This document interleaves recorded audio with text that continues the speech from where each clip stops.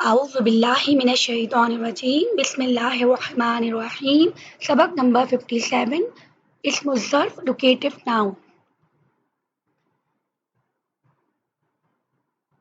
اسم الظرف کیا ہوتے ہیں؟ اسم الظرف ایک ایسا اسم مشتق ہے جو کسی کام کے ہونے یا کرنے کا وقت یا اس کی جگہ کا مفہوم رکھتا ہے۔ اگر ہم اس کے لغوی معنی دیکھیں تو لغوی معنی ہوتے ہیں برتن یا بوری جس میں کوئی چیز رکھی جائے۔ عربی میں لفافے کو بھی ظروف کہتے ہیں، ظرف کہتے ہیں، اس کی جمع ظروف ہے۔ موافق اور ناموافق حالات کو بھی اس کے اندر مفہوم ہوتے ہیں، اور واقعاتی شہادات کو بھی عربی میں بینتن طرفیتن یعنی دلیل ظرفی بھی کہتے ہیں۔ ظرف کی دو قسمیں ہیں، ایک ظرف زمان جو کام کے وقت اور زمانے کو ظاہر کرے، دوسری ظرف مکان جو کام کرنے کی جگہ کا مفہوم دے۔ اگر ہم اس کی ساخت کا دیکھیں، ساخت یعنی وزن کا تعلق دیکھیں تو دونوں میں کوئی فرق نہیں ہوتا۔ ثلاثی مجرد میں اسم الظرف بنانے کے دو وزن ہوتے ہیں، ایک مفعل اور دوسرا مفعل۔ دوبارہ دیکھتے ہیں، مفعل اور مفعل میں زبر اور زیر کا فرق ہے اور میم پر زبر ہے۔ یہ ثلاثی مجرد میں ہے، ثلاثی مجرد ہے تو میم پر زبر ہے، میم لگایا گیا ہے۔ ابھی تک ہم نے دیکھا تھا اسم الفاعل اور اسم المفعول اگر ثلاثی مجرد سے بن رہے تھے تو اسم الفاعل تھا فاعلون کے وزن پہ، اور مفعول میں مفعولون ہی کے وزن پہ بن رہا تھا جس کے میم پہ زبر تھا۔ اب ہے مفعلون اور مفعلون کے وزن پہ اسم الظرف بنے گا۔ اب کس پہ زبر آئے گا، کس پہ زیر آئے گا؟ تو وہ باب جس میں عین کلمے پہ چاہے زبر ہو چاہے پیش ہو وہاں پہ زبر لگے گا، مفعلون کے وزن پہ آئے گا، اور وہ باب جس کی مضارع میں عین کلمے پہ زیر آتا ہے اس پہ پھر مفعلون لگے گا۔ ضربا یضربو، حسبا یحسبو، مضارع پہ زیر ہے اسی لیے مفعلون کے وزن پر اسم ظرف بنیں گے۔ باب فتح، نصرہ، سمیع اور کرما پہ مفعلون کا وزن آئے گا۔ اس میں کچھ ایکسیپشن ہے۔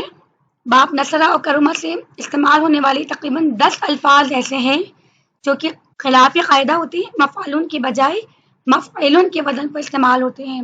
یہ کچھ بہت ہی عام الفاظ ہیں جیسے کہ غربا، یغربو۔ باب نصرہ سے ہے، اس سے مغربن بننا چاہیے لیکن مغربن سے بنا مغربن، مغرب ہمیں پتہ ہے مغرب کی نماز بھی ہوتی ہے، اور مغرب ایک سمت بھی ہے۔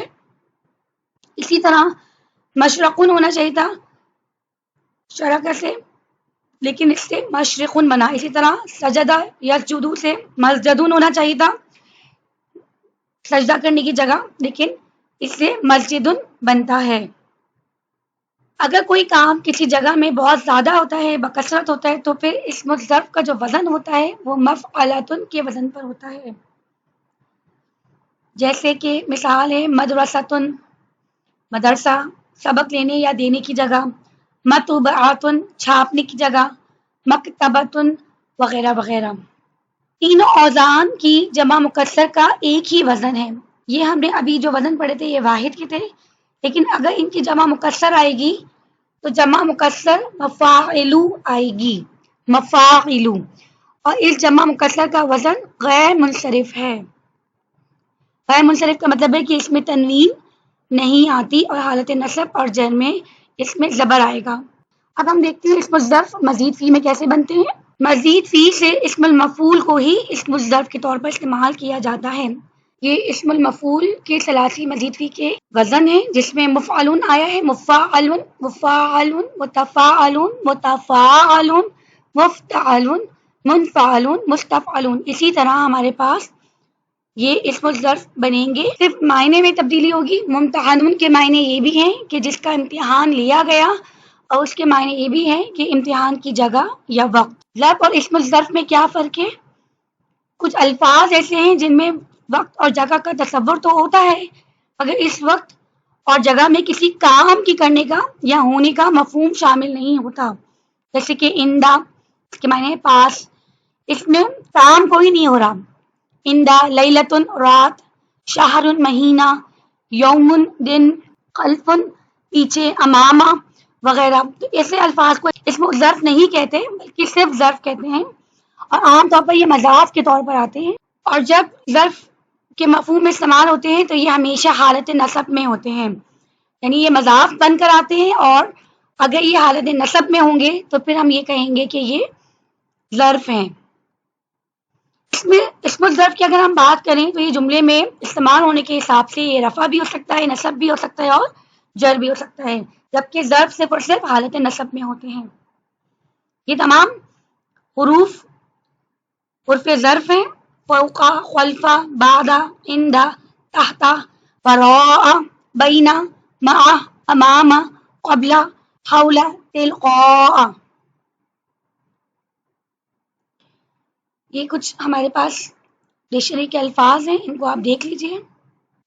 فصح، یفصح، کشادی کرنا باب تفاعل پہ آئے گا تو پھر کشادہ ہونا ہو جائے گا. بریحہ، بریحہ یبرہ باب سمیہ پہ، براہن ٹلنا ہٹ جانا. رجع، رجوعاً واپس آنا، واپس جانا، لوٹ آنا. رصد، یرصد، رصدن انتظار کرنا، گھات لگانا. برد، برادن ٹھنڈا ہونا، ٹھنڈا کرنا. حبسہ، حبسن قید کرنا، حبسہ ضرب یضرب، حبسہ یحبس، حبسن قید کرنا، قبضے میں رکھنا. اذا جب بھی، قیلا کہا گیا. نملتن نملن چویٹی. سکن یسکن سکونن ٹھہر جانا، مکین ہونا. رقد یرقد رقدن سونا، نیند میں ہونا. طلع یطلع طلوعا طلوع ہونا، نکلنا. ملکہ یملک ضرب یضرب پہ ملکن مالک ہونا. اب آپ کو مشق نمبر 55 کرنی ہے. اس کی مثالیں ہم دوسرے لیسن میں دوسرے سبق میں سمجھیں گے. بارک اللہ لی ولکم ولسائر المسلمین والمسلمات.